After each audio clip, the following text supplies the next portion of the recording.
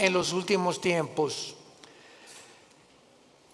La Biblia nos revela claramente que el mundo va a terminar cubierto de tinieblas. Y de ninguna manera tenemos nosotros que asustarnos, y la mayor parte de los cristianos que están conscientes, que están despiertos, que están bajo una comunión continua con el Espíritu de Dios a través de la Biblia, van a ser alertados, van a ser avisados y vamos a tener paz en medio de todo lo que va a suceder. El mundo terminará completamente en tinieblas, además de la confusión política, económica y religiosa que ya estamos atravesando. Dice Isaías capítulo 60, versículo 1, levántate. Es precisamente en medio de la oscuridad cuando se levanta la lámpara. ¿Se acuerdan lo que dijo Jesús? Una lámpara no se esconde debajo de la mesa, sino que se levanta. Y si en algún tiempo o para qué nacimos, fue para esta época. Es precisamente cuando Dios nos llama en este tiempo a que nos levantemos y alumbremos. Levántate, resplandece, porque ha venido tu luz. Y la gloria de Jehová ha nacido sobre ti. He aquí que tinieblas cubrirán la tierra y oscuridad a las naciones. Mas sobre ti amanecerá Jehová y sobre ti será vista su gloria. Mientras más oscuro, más fuerte la luz. En una oscuridad tremenda, un cerillo que prendas se ve a grande distancia. Así que tenemos que estar conscientes de eso. Pero lo más trágico es que estas tinieblas también alcanzarán la iglesia. Y vamos a ver de qué forma también los últimos tiempos que estamos viviendo, la oscuridad aumentará dentro de muchas iglesias, y voy a definir y a explicar claramente a qué iglesias se refiere la Biblia. Jesús dijo en Mateo 24:12, por haberse multiplicado la maldad, el amor se enfriará. Y no está hablando de los no cristianos, está hablando a los cristianos. Dios no espera que haya amor fuera de la iglesia, porque el mundo está completamente bajo el maligno. Por haberse multiplicado la maldad, por tantas cosas que están pasando, el amor de muchos cristianos se va a enfriar unos con otros. Habría frialdad, habría distanciamiento, y esto es lo más peligroso que podemos nosotros atravesar. Isaías 24, versículos 5 al 6, describe el mundo en los últimos tiempos. La tierra será enteramente vaciada y contaminada. Se destruyó, cayó la tierra, enfermó, cayó el mundo. Enfermaron los altos pueblos de la tierra. Y a continuación del versículo 5 de Mateo 24 nos da 3 razones por las cuales el mundo ha llegado al punto donde nos encontramos, donde la ciencia, escuchen, ya no es ciencia. Cuando la misma ciencia dice que hay más de 3 o 4 géneros, es cuando la ciencia dejó de funcionar. Porque la biología y la genética nos dicen que solamente hay varón y hembra. Si tienes las cromosomas Y, eres varón. Si tienes las cromosomas XX, eres hembra, eres mujer. ¿De dónde pues están fomentando 3, 4, 5, 6, 7 géneros? ¿Dónde está eso? En la biología o en la genética, ya no en la Biblia. ¿Cómo es posible que haya el mundo llegado a aceptar esto? Así de loca está la ciencia, se corrompió la ciencia. Los sistemas políticos han fracasado todos. 1991 el comunismo cae. después de más de 60, 70 años, que fue un fracaso donde quiera que se practicó esta ideología, y el mundo continúa desenterrando esta ideología en los tiempos que vivimos, porque ya no encuentran los gobernantes qué sistema usar para gobernar el mundo. O sea, la política está completamente loca. ¿Qué acaso la historia nos enseña que debemos aprender de la historia o no aprendemos de la historia? Pues parece que esto es lo que ha sucedido, porque hemos visto un ejemplo en esta ideología que no funcionó. ¿Por qué entonces somos tan tercos de volver a desenterrarla? ¿Por qué la genética descubierta en 1954, el ADN, se comprueba científicamente que es imposible la teoría de la evolución? ¿Por qué seguimos insistiendo en enseñarles a nuestros hijos que venimos de chita? Que somos el producto accidental de los animales. ¿Por qué son tan tercos los maestros universitarios cuando la misma ciencia contradice? Genéticamente es una imposibilidad la teoría de la evolución. Físicamente, la segunda ley de la termodinámica postula que todo tiene que llevar a una descomposición, a un deterioro. ¿Por qué se sigue enseñando entonces? ¿Cuál evolución? La biología enseña que los aminoácidos, que son los ladrillos de la vida, determinan que es imposible que una ardilla se convierta en conejo, ni un rinoceronte en un caballo. Hemos llegado, damas y caballeros, santos de Dios, a la locura total del mundo. El mundo está loco, loco, loco. En Lucas 18 Jesús dijo: cuando el Hijo del Hombre venga, ¿hallará fe en la tierra? Sin embargo, los cristianos, a pesar de todo esto que estamos atravesando, donde ya la gente no sabe qué es blanco y qué es negro, ya no sabe qué es bueno y qué es malo, ya no sabe qué es dulce y qué es amargo. Así está el mundo actualmente. Hay un relativismo total, filosóficamente, socialmente, antropológicamente, en todas las disciplinas académicas en las que el mundo se ha desarrollado en los últimos siglos. En el libro de Daniel, todos los que traigan su Biblia los felicito porque son los entendidos. Precisamente ahí se ve, ya las iglesias están llenas de cristianos sin Biblia. Traen el Calimán o el Esto. El libro de Daniel nos muestra claramente hace 2600 años. Vean cómo la Biblia fue escrita con tantos siglos de anticipación, anticipándonos, porque Dios es el primero y Dios es el último. Entonces, si Dios es el primero y Dios es el último, Él es el único que nos dice cómo comenzó el universo, quiénes somos y a dónde terminará la humanidad. Y cuando sabemos a dónde terminará la humanidad, podemos prepararnos. No estamos en tinieblas. La luz la tenemos en la Biblia y tenemos que abrir los ojos más en estos tiempos para cuidar a nuestra familia, para cuidar a nuestros hijos, para cuidar a nuestros nietos, para poder dejarles una herencia si el Señor no viene antes por nosotros, donde ellos podamos morir en paz y saber: no le dejé ni una casa, no le dejé dinero, no le dejé riquezas a tus hijos, les dejamos una herencia que se llama Jesucristo. Porque podrás morir en paz al saber que tu hijo, si tiene a Jesucristo, Él se va a encargar de él. Tal vez ande mal y lo que tú quieras, pero si tiene a Cristo tu hijo, Dios se va a encargar de ellos. Porque herencia de Jehová son los hijos.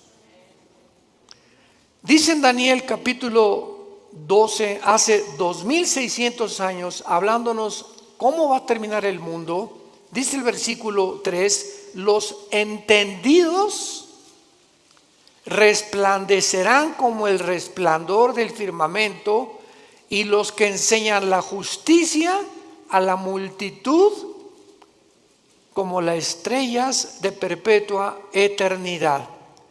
Vemos nosotros aquí en este versículo lo que repite el versículo 10. Muchos serán limpios y emblanquecidos y purificados. Se refiere que a muchos cristianos en este tiempo en que estamos viviendo se van a purificar más y más y más y más, porque estamos esperando la venida del Señor. Y dice a continuación, los impíos procederán impíamente, y ninguno de los impíos entenderá, pero los entendidos comprenderán. 2 veces el Espíritu Santo profetiza que en este tiempo los únicos que van verdaderamente a vivir sin temor, a vivir victoriosamente, a vivir levantando la luz de Cristo, son los entendidos. Y para que podamos acercarnos un poco más y profundizar, veamos quiénes son los entendidos. En el libro de Deuteronomio capítulo 4, en el Antiguo Testamento, el mensaje que Moisés les dio a Israel antes de entrar a la tierra de Canaán.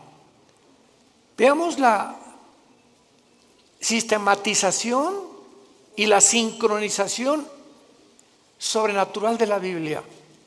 Como toda la Biblia es un solo espíritu, un solo pensamiento. Dice Deuteronomio 4, versículo 5: mirad que les he enseñado estatutos y decretos, como Jehová mi Dios me mandó, para que hagan en medio de la tierra en la cual entran para tomar posesión de ella.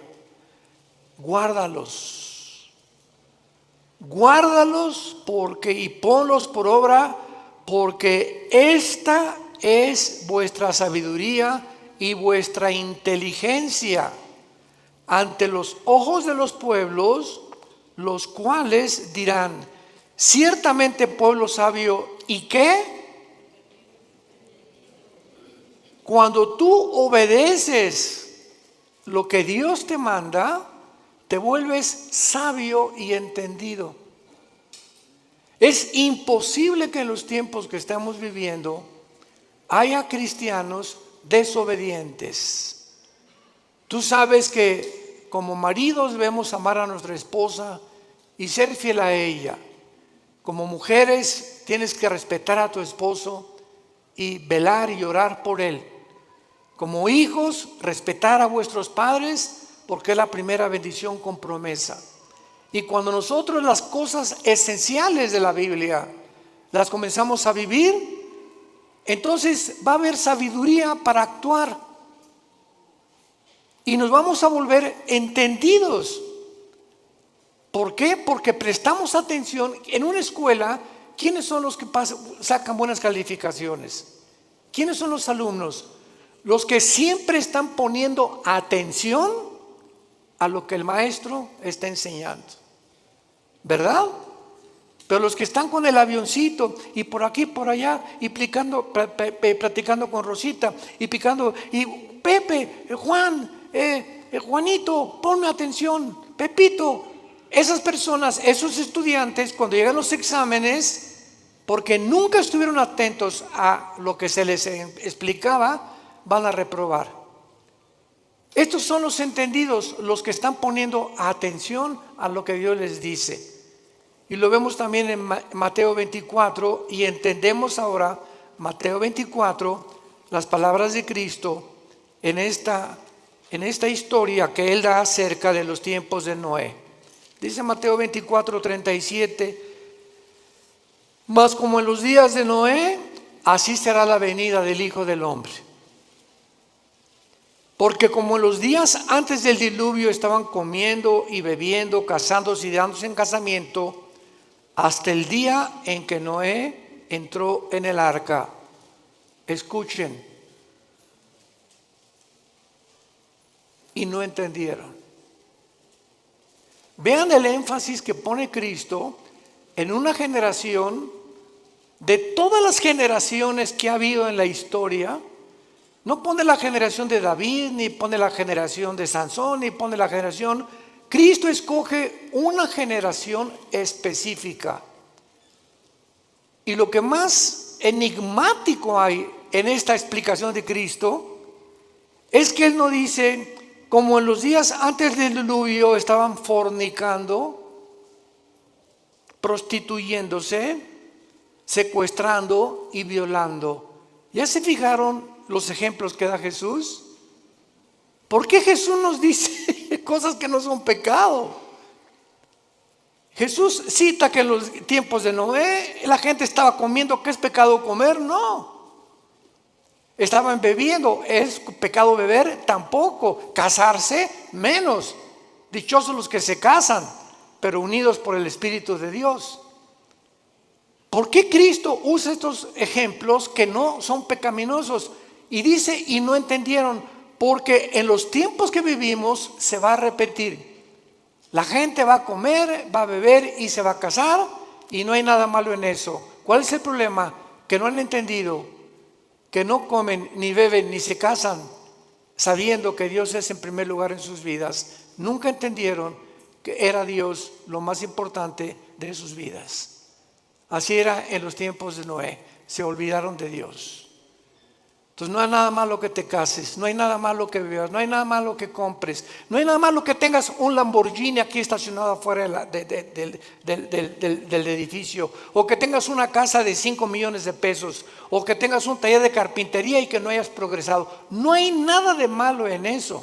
Lo malo es que en medio de todo lo que tú estás viviendo, Dios sea en tu vida la segunda o la tercera parte de tus prioridades.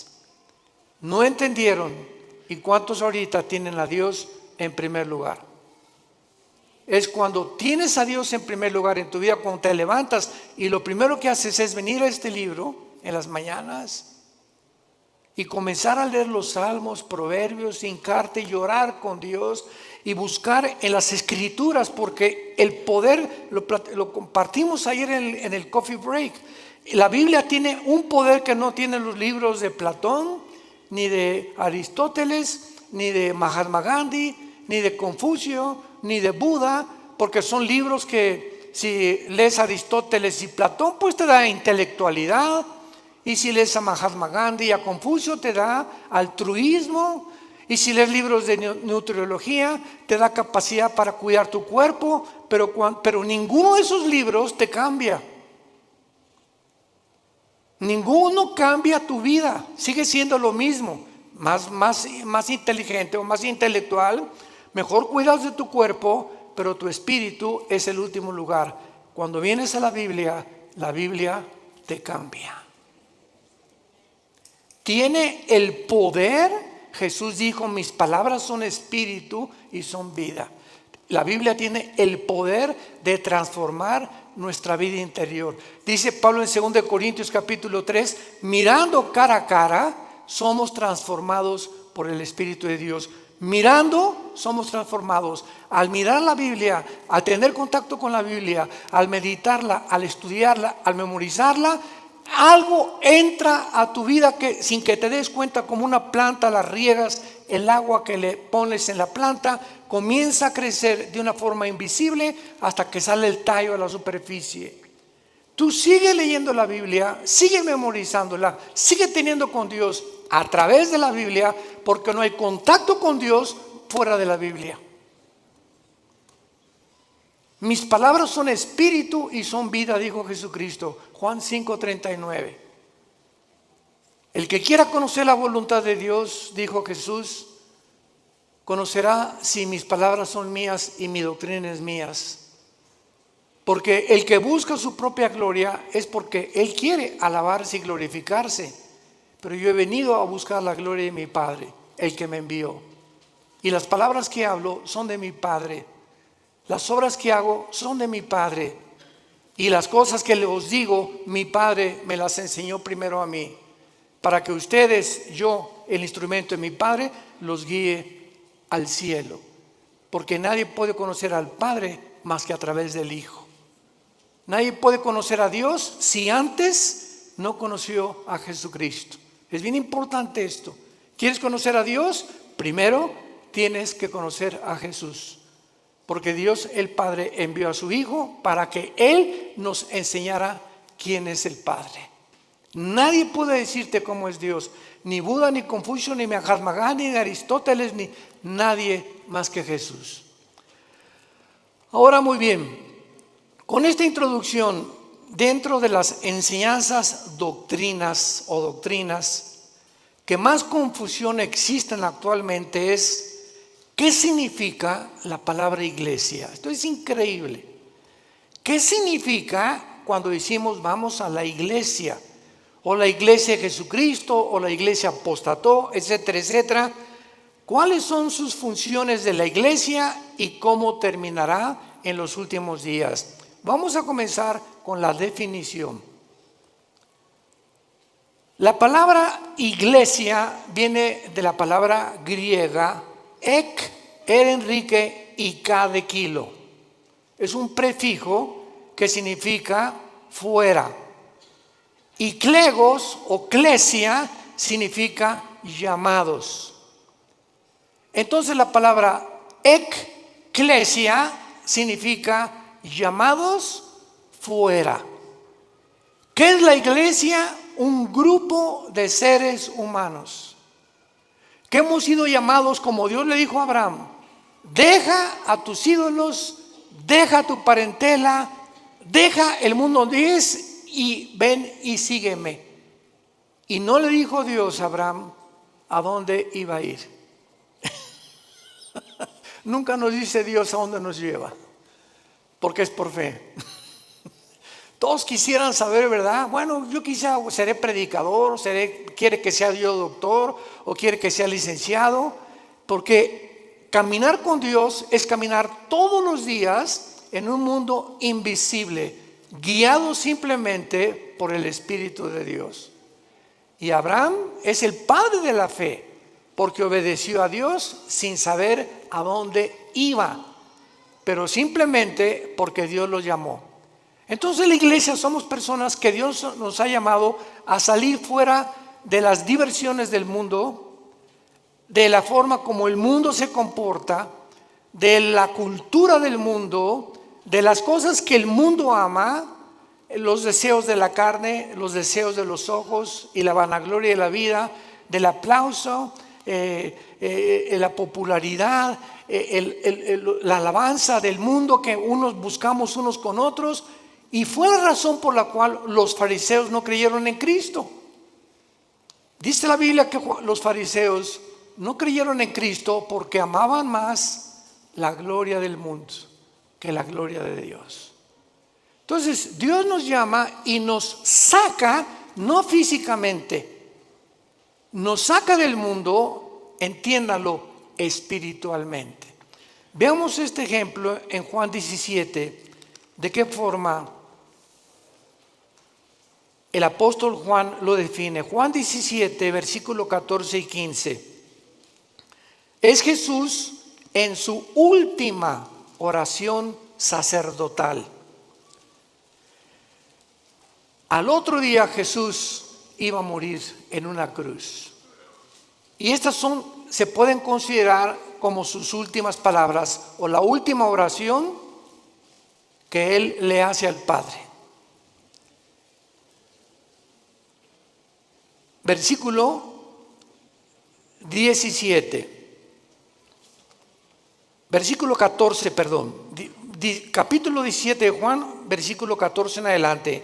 Y dice Jesús, le está hablando a su papá, al Padre: yo les he dado tu palabra. ¿Qué nos dio Jesús? ¿Qué nos dio Jesús? ¿Qué nos dio Jesús? Esto es lo que nos dejó Jesús. Imagínense la importancia que tiene nuestro contacto diario con la palabra. Yo les he dado tu palabra y el mundo los aborreció, porque no son del mundo. ¿Qué definición y qué revelación más extraña? ¿Somos extraterrestres entonces? Así es.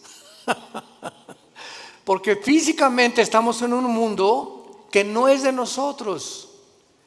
Dios le ha placido que nazcamos en un mundo ocupado por el enemigo. Dios le ha placido ponernos en un desierto, porque el mundo es un desierto. No tiene nada que ofrecernos el mundo, como Dios puso a Israel cuando lo sacó del mundo que es Egipto a un desierto. Entonces estamos en un desierto, en un mundo donde hay serpientes y escorpiones, sequedad, vaciedad, sed, hambre, donde no hay nada en ese desierto que nos pueda proveer o nos pueda traer una verdadera satisfacción. Y fue lo que Dios les quiso enseñar a los judíos en el desierto. ¿Por qué lo sacó por ahí? Dice Deuteronomio 8, para saber que ustedes sepan que yo soy Dios. Nunca les faltó el agua, nunca les faltó un sastre, nunca les faltó una botella de Bonafont, nunca les faltó los zapatos, no les faltó dentista, no les faltó médicos, no les faltó nada en un desierto donde no hay Kmart, ni tampoco Comer, ni tampoco consultorios, ni tampoco tiendas, ni zapaterías, en un mundo donde Dios quería mostrarles que Él es suficiente para proveernos todo lo que necesitamos. Y por eso no somos, ellos no eran del desierto, los judíos, el hogar final era la tierra prometida, pero tenían que atravesar ese desierto. Tenemos que atravesar el mundo que estamos viviendo, porque nuestro mundo, nuestra meta no es este mundo, es el cielo con Dios. Cuando Dios transforme el mundo, regresaremos al mundo, restaurado por Él. Por eso Jesús dijo que no somos del mundo. Cuando tú eres cristiano, de repente ya no te llevas con tu compadre porque él habla puras groserías y se emborracha o es drogadicto o se goza que tiene amantes, y porque tu comadre, ¿verdad? Puro chisme te dice todo el vecindario, como las verdulerías y en los mercados, y comienza a encontrar amigos que tienen relaciones sexuales con su novia o con su novio, etcétera, etcétera, y nos comenzamos a sentir como peces fuera del agua, y comienzas a buscar otro tipo de amistades porque ya te duele, ya sientes que no pertenecemos a esas fiestas, no pertenecemos a esas reuniones, no pertenecemos a esa forma que al mundo lo divierte, porque ya no somos del mundo. Si tú no sientes esto en tu corazón, te falta pasión por la verdad. Te ruego por ellos, porque no son del mundo, como tampoco yo soy del mundo. Y no ruego que los quites del mundo, sino que los guardes del mal. Muy fácil, ¿verdad? Que Dios viene por nosotros, pero Él no tiene ese propósito. Él quiere que mientras atravesemos este desierto, que ya vamos al final, ya estamos a punto de entrar a la tierra de Canaán, a la promesa de la tierra prometida que Dios tanto prometió en el Antiguo como en el Nuevo Testamento. Estamos a punto, hermanos, de cruzar el río Jordán. Estamos a punto de cruzar el río Jordán, y recordemos algo, que esa generación no entró a la tierra prometida, se murieron en el desierto. Estamos hablando más de 1,5 millones de seres humanos que nunca quisieron obedecer a Dios, siempre quejándose. ¿Y por qué no tenemos agua como en Egipto? Y en el mundo se divierte más. ¿Y por qué no tenemos las diversiones del mundo? Regrésanos a Egipto, Moisés. Ya Moisés los tenía hasta el gorro.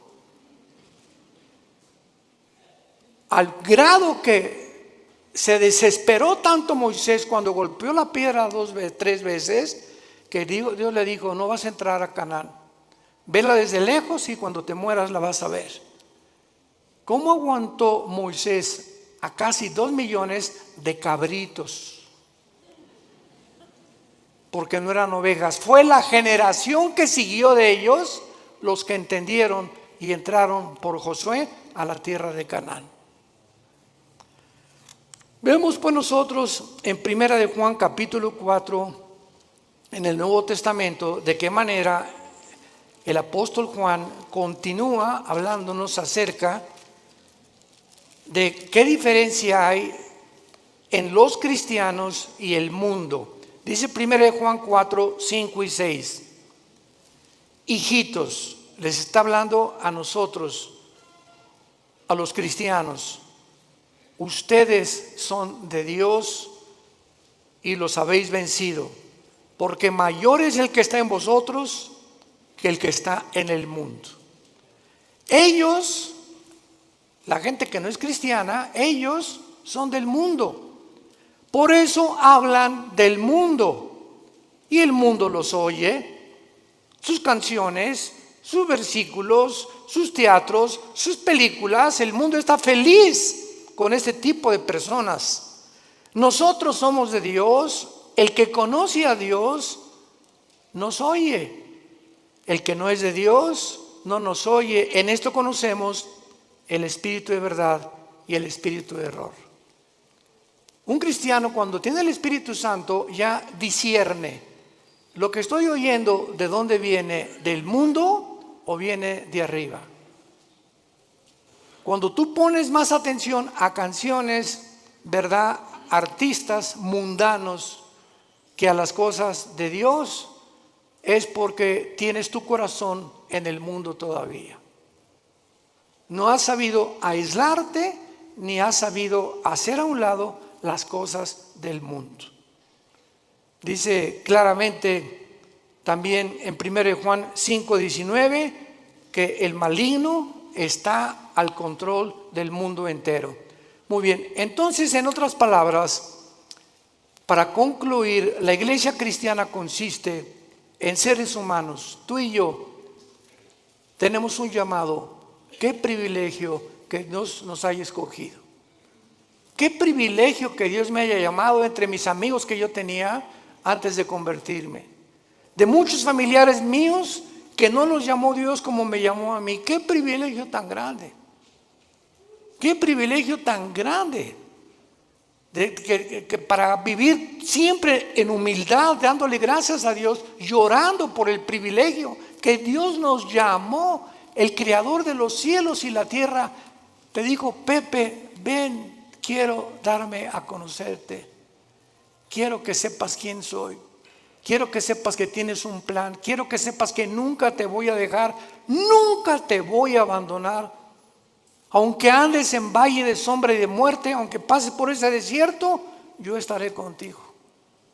No temas. No temas, y aun cuando mueras, continuarás comiendo en mi mesa. Como les dijo Jesús a los discípulos antes de morir: este vino y este pan que como con ustedes, no lo comeremos hasta el día en el cielo de nuestra boda del Cordero. Jesús sabía que a las 9 de la mañana lo iban a crucificar el día anterior, y fue la última cena. Jesús sabía cuándo iba a morir, y Jesús sabía que lo que iba a comer lo iba a volver a comer algún día, diciéndose a los discípulos: pero no se pongan tristes ni se perturbe su corazón, nos vamos a volver a ver. Esta es la esperanza a la que Dios nos ha llamado a todos los que Dios ha escogido para seguirle. Ahora veamos el origen de la iglesia. La iglesia no existía en el Antiguo Testamento. Esto es básico en la teología cristiana. Ustedes que ya están en teología, la iglesia no existía en el Antiguo Testamento. Veamos en Efesios capítulo 3 cómo Pablo nos lo revela. Efesios capítulo 3, versículo del 1 al 6. Por esta causa yo, Pablo, prisionero de Cristo y Jesús por vosotros, los gentiles, si es que habéis oído de la administración de la gracia de Dios que me fue dada para con vosotros, que por revelación me fue declarado el misterio, como antes lo he escrito brevemente, leyendo lo cual pueden entender cuál sea mi conocimiento en el misterio de Cristo. Misterio que en otras generaciones, está hablando del Antiguo Testamento, no se dio a conocer a los hijos de los hombres, como ahora es revelado a sus santos apóstoles y profetas por el Espíritu. ¿Cuál es este misterio, Pablo? Versículo 6, que los gentiles son coherederos y miembros del mismo cuerpo y copartícipes de las promesas de Cristo por medio del Evangelio. En el Antiguo Testamento los judíos se enorgullecieron. Le dijeron a Cristo: somos descendientes de Abraham, pero no hijos de Abraham. Descendían genéticamente, pero nunca se habían convertido al Dios verdadero. Entonces, qué maravilloso que ahora los judíos, fue un caos en el libro de los Hechos, que de repente los gentiles, los que no eran judíos étnicamente, comenzaban a convertirse. Y esto causó hasta pleito entre Pedro y entre Pedro y entre Juan y entre Santiago y entre los apóstoles de Cristo, porque decían: es que no podemos ni sentarnos a comer con los gentiles. Este concepto tenían de los gentiles, que no eran los cristianos. Y ahora el misterio, en Hechos 10 se hace una reunión con todos los apóstoles.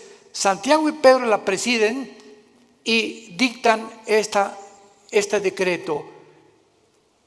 Dios ahora va a descender no solamente sobre Israel, sino los mexicanos, los que están en Tlalnepantla, los que están en Querétaro, los italianos, los chinos, los griegos, y ahora este conjunto de todas las nacionalidades del mundo, ya no Israel, de todas las naciones de Israel se va a hacer un cuerpo, para que lo podamos entender. Cristo es la cabeza y va a haber cristianos que son la mano, otros la nariz, otros la boca, otros el pecho, otros las piernas. Somos como un cuerpo.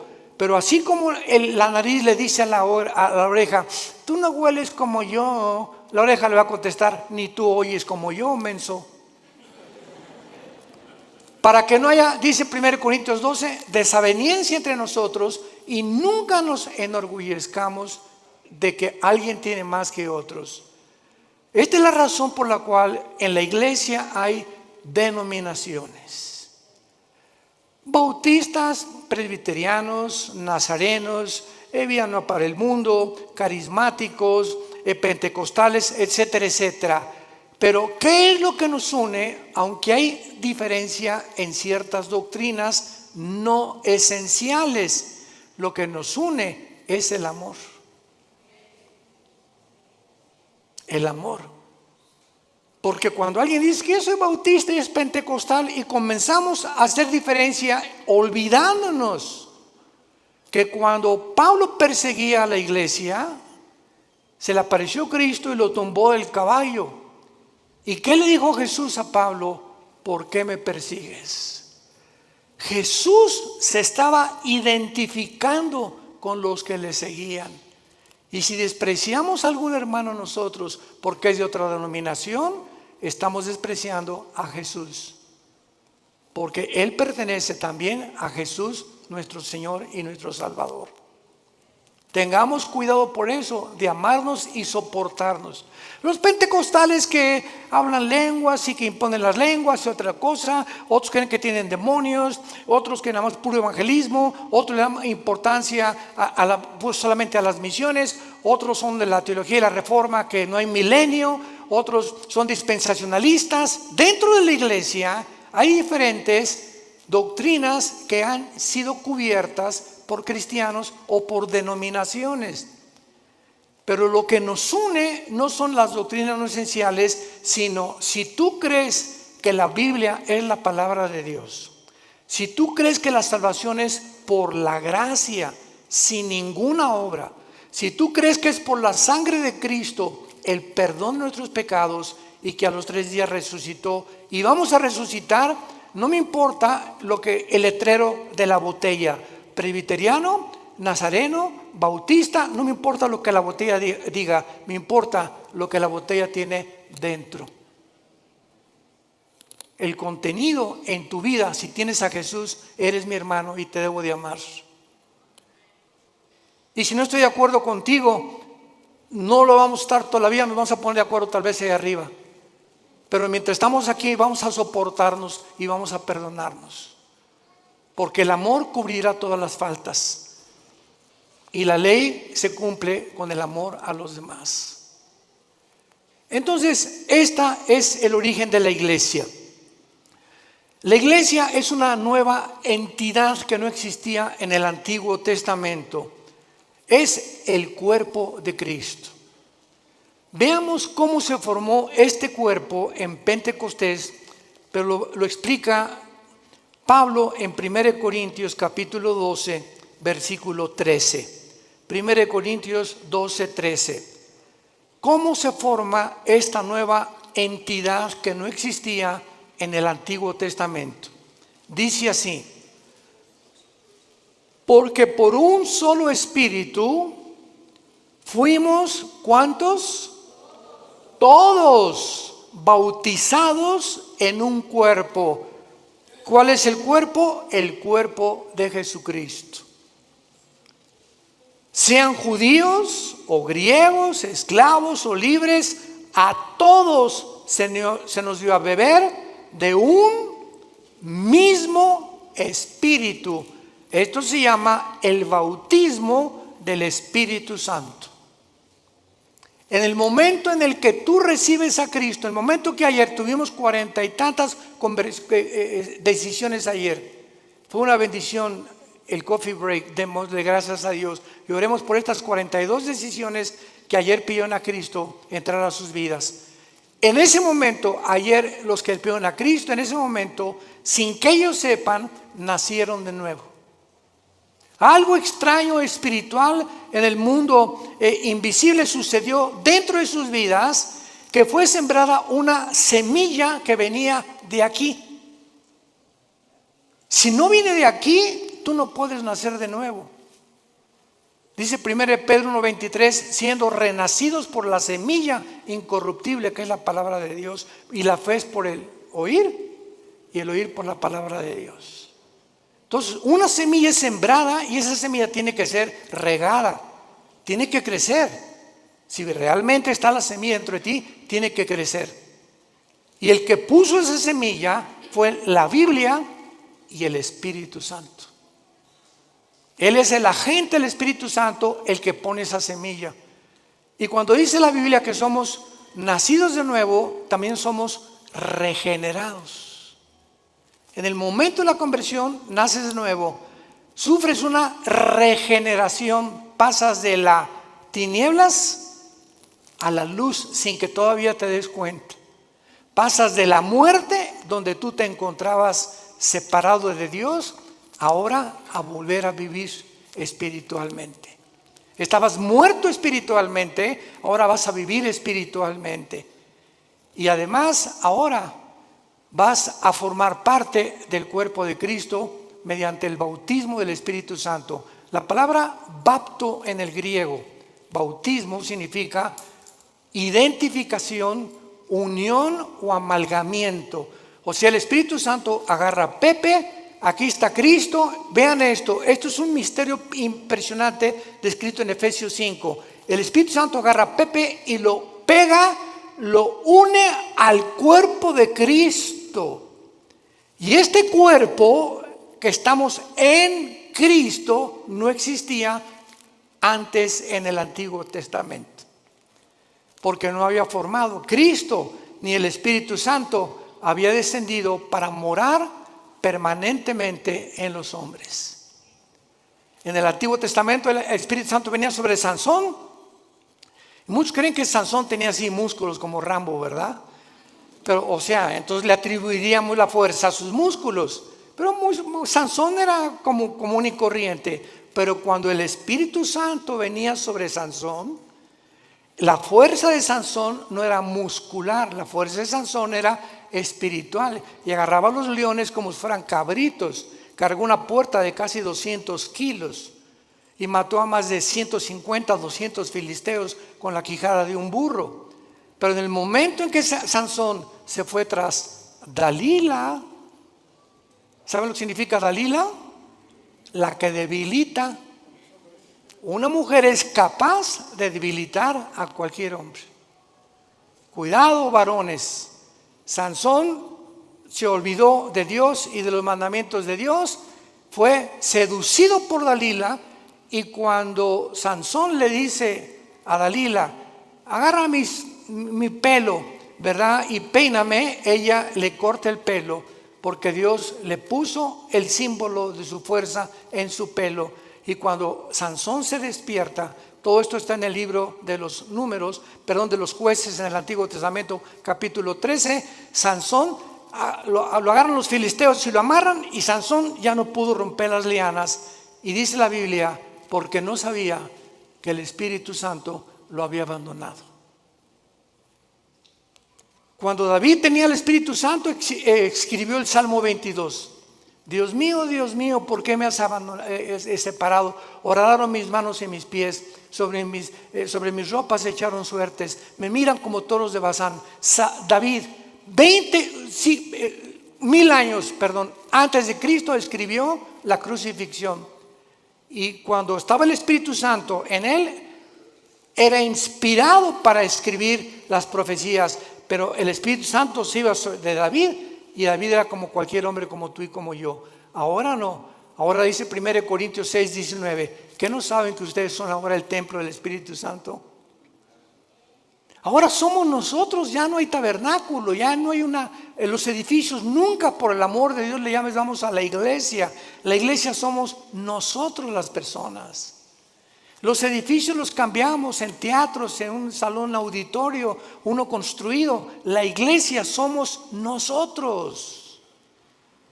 No hay, vamos al templo, otros dicen pásenle al altar, por el amor de Dios. El altar somos nosotros ahora. Ya no hay ningún altar físico visible. Ahora somos nosotros el altar de Dios, porque el altar de Dios, donde se ofrecen sacrificios, ahora tú los ofreces espiritualmente, ya no físicamente, matando un borrego o un cordero. ¿Me van entendiendo? Qué importante es que tengamos estas verdades que son bíblicas. Ahora vamos a Romanos 6, y ahí se nos explica, ya sin ninguna duda, todo el procedimiento del nacimiento tuyo, mi nacimiento, en un mundo donde nosotros no pertenecemos. Dice Romanos capítulo 6, ¿qué pues diremos? ¿Perseveraremos en el pecado para que la gracia abunde? En ninguna manera, porque los que hemos muerto al pecado, ¿cómo viviremos aún en él? Pongan atención. ¿O qué no saben? Parecería que la iglesia en Roma no sabía. Pablo los exhorta. ¿Qué no saben? Que todos los que hemos sido bautizados en Cristo. ¿A qué bautismo se está hablando Pablo? No al bautismo en agua, porque el bautismo en agua no nos regenera. Todos los que hemos sido identificados, amalgamados, unidos. Recuerden lo que significa la palabra bautismo. Amalgamados, identificados, unidos. Y lo traducimos así para que tengan mejor entendimiento. ¿Qué no sabes? Que todos los que hemos sido unidos en Cristo Jesús, hemos sido unidos en su muerte. ¿Qué significa esto? Que hace 2000 años, cuando Jesús murió en la cruz, tú estabas ahí, yo estaba ahí. Estábamos en Cristo cuando Él moría, moríamos juntamente con Él. Pero ¿cómo puede ser cierto esto, hermanos, si yo nací 2000 años después?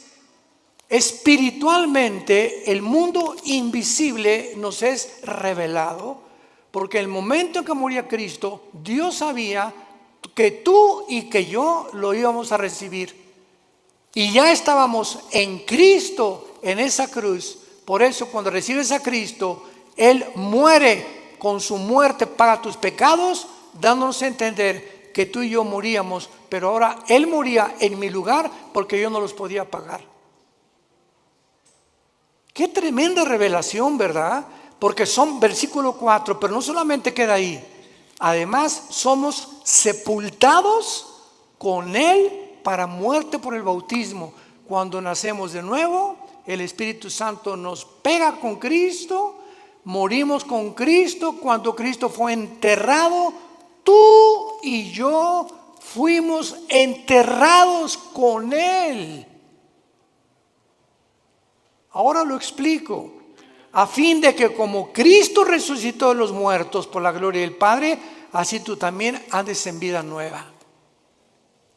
Un cristiano que recibe a Cristo, ha muerto con Cristo, ha sido enterrado con Cristo, y si hemos sido enterrados es porque el antiguo Pepe, la antigua Carmelita, el antiguo Armando murieron cuando yo recibí a Cristo. Yo estoy muerto a los ojos de Dios ya. Ya Dios no tiene nada contra mí, absolutamente nada contra mí. Porque me ha recibido por gracia y me ha dado lo que yo no merezco. Y lo que me queda por vivir ahora, aunque ya por eso la salvación no se puede perder, porque ya fuimos muertos, enterrados y resucitados con Cristo, estamos unidos con Él eternamente. Ahora simplemente nos queda crecer en la gracia y el conocimiento de Dios. Y obedecer a Dios para que las bendiciones que iban a tener en Canaán en el Antiguo Testamento, las tengas en esta vida. Y en la nueva vida, cuando entres a Canaán, no seas descalificado para servir a Dios. ¿Van entendiendo esto? Muchos dentro de 2 o 3 años lo van a entender. No importa, pero los que son inmaduros todavía en Cristo y los que son niños en Cristo, esto les sirve para ir dándose cuenta la profundidad de lo que es la vida cristiana. Y dice el versículo 5, porque si fuimos plantados juntamente con Él, fuimos, está en tiempo pasado este verbo, fuimos plantados con Él en la semejanza de su muerte, lo seremos en la de su resurrección. Si ya realmente hemos muerto con Cristo, sepultados con Cristo y resucitados con Cristo, nuestra garantía es volver a vivir. Y esto nos habla claramente que fue efectuado mediante el bautismo del Espíritu Santo cuando fuimos bautizados con Cristo en el momento de la conversión. Durante muchos años, desgraciadamente, se enseñó. Yo pasé esa época, el siglo pasado, los 80s, 90s, donde decían a los que ya eran cristianos, pasen a recibir el bautismo del Espíritu Santo.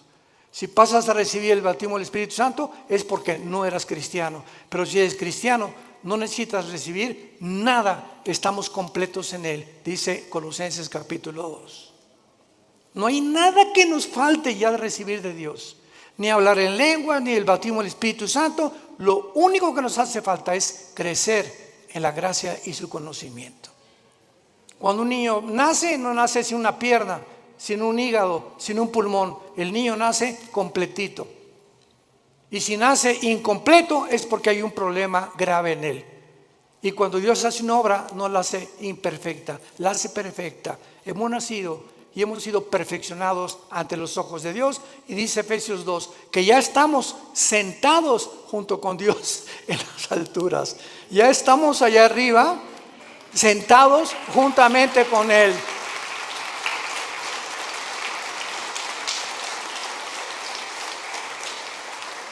Te damos gracias, Señor, en esta mañana por tu palabra. Porque por un solo Espíritu todos hemos sido bautizados, identificados, amalgamados, unidos al cuerpo de tu Hijo Jesucristo. Te damos las gracias porque Él ahora es nuestra cabeza. y nosotros miembros unos de otros en particular, para que no haya desaveniencia entre nosotros y podamos amarnos y soportarnos como nosotros lo debemos hacer por amor a tu muerte en la cruz. Te damos gracias, Señor, porque estamos en un mundo infectado, enfermo, que se están autodestruyendo los seres humanos a nuestro alrededor. Y ahora nuestro deber es alumbrarlos, sacarlos de la podredumbre donde se encuentran, del pecado donde han vivido, mostrándoles que tu gracia es más que suficiente para transformar la vida de cualquier persona que quiera obedecer a la fe, obedecer el Evangelio. Oramos al Dios y Padre de Jesucristo nuestro Señor, que nos ha hecho renacer para una esperanza viva por medio de la resurrección de Jesucristo entre los muertos. Que todos ustedes permanezcan fieles hasta el fin en la esperanza a la que todos hemos sido llamados. Que Dios les dé un espíritu de revelación, alumbrando los ojos de vuestro entendimiento, para que comprendan esta esperanza maravillosa que se llama Jesucristo. Él es nuestra esperanza bienaventurada. Y que conozcamos la supereminente grandeza del poder que lo levantó de los muertos, porque es el mismo poder que está actuando dentro de tu vida y de mi vida. Descubre este poder, hermano y hermana en Jesucristo. Descubre el poder inmenso que Dios nos ha dejado. Y mientras vivas creyendo y obedeciendo, Dios te levantará más pronto del lugar donde tú te encuentras, para que te conviertas en una antorcha en tu lugar de trabajo, en tu escuela o en tu universidad, y podamos guiar a la gente que queda y que va a recibir pronto al anticristo, arrebatarlos del fuego eterno por la gloria de Dios. Si alguna persona en esta mañana quiere recibir a Cristo por primera vez, ser unido con Él en su muerte, en su entierro y en su resurrección, dile estas palabras con todo tu corazón: Señor mío y Dios mío, perdona mis pecados. Creo que en la cruz pagaste por ellos y que a los 3 días resucitaste de los muertos. Y como creo que vives, Señor Jesús, ahora te pido en este instante a que entres a mi vida. Te recibo como mi Señor. Gracias por darme la vida eterna y haberme hecho renacer mediante la predicación